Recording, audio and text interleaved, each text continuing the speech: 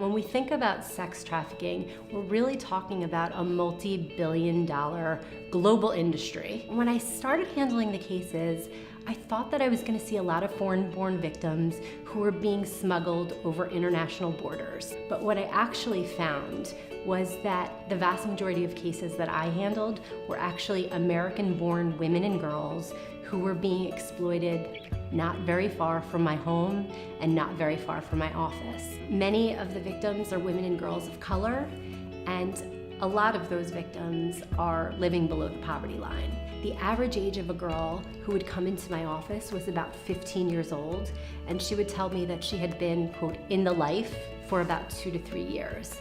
So 12, 13, 14 feels like the entry point for me. Recruiting is happening online on many social media sites that you might be on or I might be on. And not only is the recruiting happening, but the sale of women and children is happening right in plain view on websites. Not that long ago, I was in a high school in New Jersey, and I had 4 girls who approached me. They all had their phones out, and they said, "We need you to look at this." And 4 girls were being lured into prostitution by a trafficker on Instagram. So if we're going to effectively combat this issue, we need to incorporate these conversations into schools. We need to incorporate these conversations into our dinner time conversations with our kids. We need to be candid about the fact that our kids are interacting with strangers every day. And while the vast majority of strangers are not dangerous, they're not pedophiles, they're not creeps, some of those people are.